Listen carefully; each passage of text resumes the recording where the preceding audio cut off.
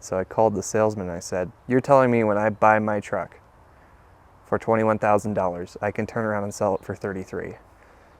And he said, "Yeah, people are doing it all the time." In today's interview, we're getting to know Evan. He earned his master's in business administration only to realize entrepreneurship was the path for him. He has multiple ventures, but most notably to date is one where he flips new cars, believe it or not. Learn what it takes to try new things and find opportunities in your own entrepreneurial journey.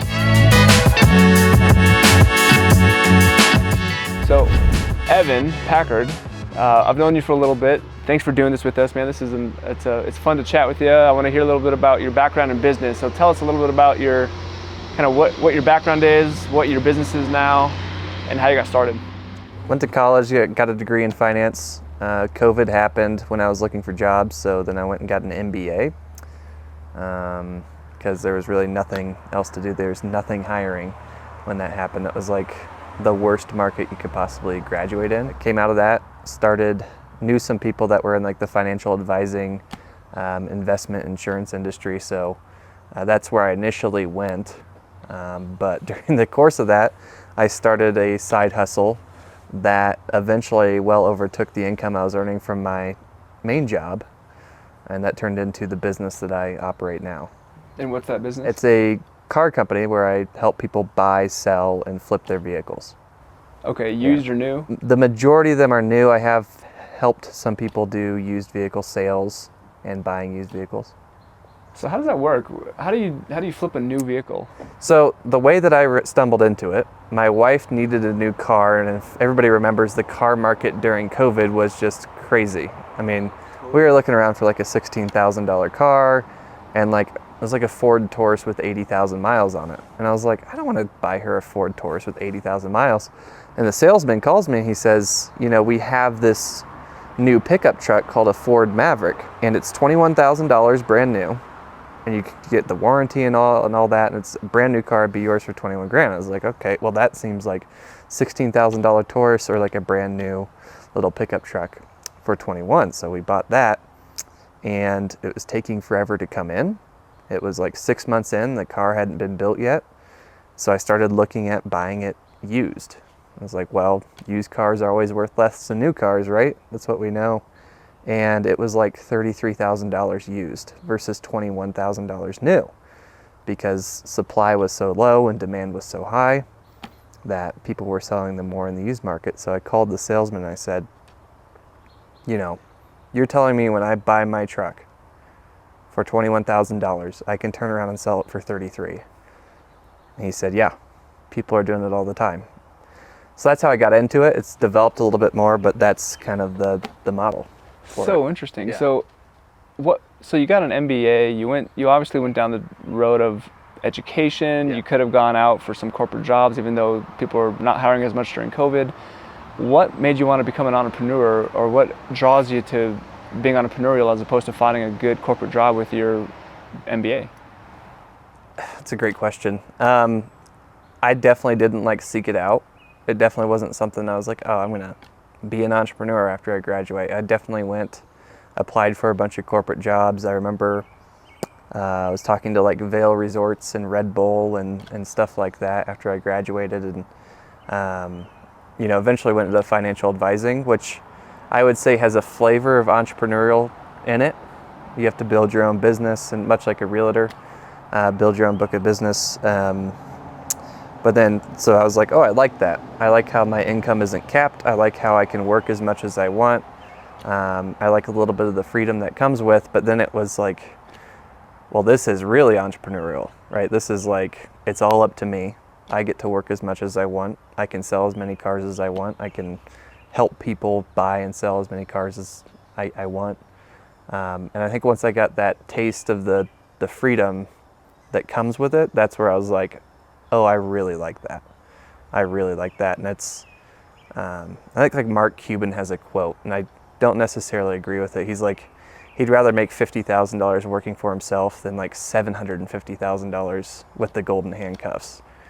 Now that's an extreme measure. I'd probably rather take $750 a year. I literally have a question right here that I was going to ask you. If you could name your number with a corporate job would you take a corporate job if you had flexibility, you can name your number, or would you say, nope, I'm an entrepreneur, I want to do my own thing? It depends on what that job is. Because I feel like if it was a CEO, that's kind of similar to being entrepreneurial. As long as you don't have, I wouldn't want to be a CEO of a publicly traded company because then you get into all that. But yeah, I think I would. What if you didn't own the company though? What if you were the CEO, you could name your price, name your job, but you didn't own the company, whereas the entrepreneur, at this stage of my life, I'm 25, I would do it for 5 years. If I get to name my salary, I would name my salary, let's say like $500,000, maybe $1 million, do it for 5 years, and then I would quit and then go do the entrepreneur thing after that. That's good. Yeah. So in your journey, I know it's a short one, somewhat short, you're a young guy, but in your journey, what are some of the biggest challenges you faced in your entrepreneurial, journey? Oh yeah, I think especially as like somebody that's young, the biggest challenge is actually the freedom. Like nobody's telling you what to do, and that's a double-edged sword that's really good and really bad in some ways. It's like if I don't work, I don't make money.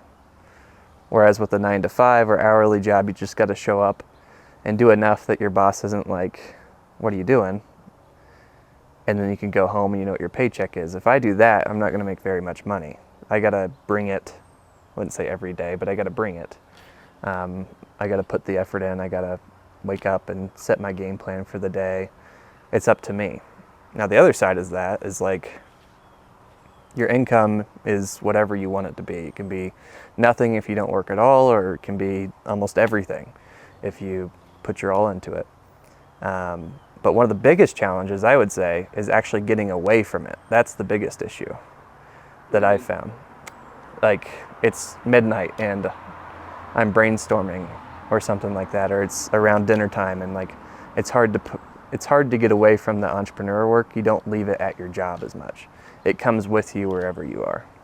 Yeah, that's the double-edged sword, I think, right? You could, it's nice to have the freedom. You can build your own schedule how you want it, but you carry it around all the time. Yeah. And we all know in our world, it's tough to get away from it for sure. You almost work 24/7. Exactly. And the shut-off switch in your mind that's the hardest part about it. What's that quote? I quit my 9-to-5 so job. I can work 24/7. So I can work 24/7. Something like that, yeah. So for our viewers, I think we like to do these interviews because we like to hear from entrepreneurs, what they're doing, some of their challenges. I think there's always really good insights. Everyone has different experiences, but in our entrepreneurial community, what would you say, just maybe last question here, what's like a good, maybe 1 or 2 pieces of advice you'd give to other entrepreneurs watching that would really help them maybe get started or help them in where they are if they've been doing this for a number of years? I think to get started,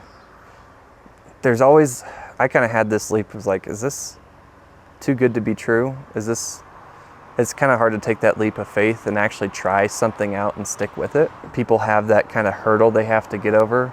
It's not a job. It's not a W-2 income. You're not getting a paycheck bi-weekly. So it's hard to get that first hurdle to start doing it. And then my suggestion after that, what I've learned is just like, be open-minded in the sense of always be looking for opportunities. Kind of always have your mind open and just be like, I wonder how that works. I wonder if that would be a good business to start. Or somebody else is doing what I'm doing and they're doing it better than me. What can I learn from them? Rather than just like my way or the highway. This is my business. This is my business model. This is what I'm doing. Always be looking for different revenue streams or different ways to improve. That's good. Yeah, really good advice. Okay. Yeah, I think a lot of, there's kind of like you should stick to one thing and do that only and get really good at just that and be singular focused. And then there's also but also pursue maybe other opportunities that arise. So you would subscribe to maybe trying out a few things, sticking to the one thing you're committed to, but maybe being open to other things that come along? Yeah, I would say so. Or like in the realtor practice, I would say there's probably realtors that are really old school. They have their way of doing things. This is how you do it. Maybe it was they don't want to switch over to DocuSign or something like that. And then you have your ones that are like more up and coming. They're more open-minded to changing their strategies on marketing or DocuSign, stuff like that. And I'm sure you see that in your industry. Some people are stuck in their ways, and then some people are really open, and maybe they're not just doing residential now. Maybe they're doing for businesses, Exactly. Things like that. Yeah. Yeah, it's tough to change Yeah. for people sometimes. Tough to innovate. Yeah. So what's next for you? You have the car business. What's next for you in the next 5 years? What do you think you're going to be doing? Yeah, the car business is not something that I want to hang my hat on. I really enjoy it. It's just not something I'm passionate And you've been about. pretty successful with it too. It's Yeah, an interesting business model, obviously. It's been enough that I could quit my job and like live comfortably. I would like to use the opportunity and the freedom from that job to start something. Right now I'm working on a financial education company, just helping people, what's a Roth IRA, what's a 401k, how much should I save for retirement, stuff like that. Helping people become what they call financially literate, which I think is the key to having peace with your finances, is like knowing what you're doing. Oh, great. That's a great insight. Yeah, that's great. I hope that works out for you. I'm sure it will. You're a go-getter. You're young, but you just try stuff and then you work hard. So, yeah. Oh, good for you. Well, thanks for taking the time with us, and yeah, hopefully this is beneficial for our viewers, for any entrepreneur out there who's getting started or already going. Hopefully this was somewhat insightful, and yeah, well, I'm sure we'll have you again. So appreciate you coming, man. Thank you so much. Yeah, man. Thanks, Evan.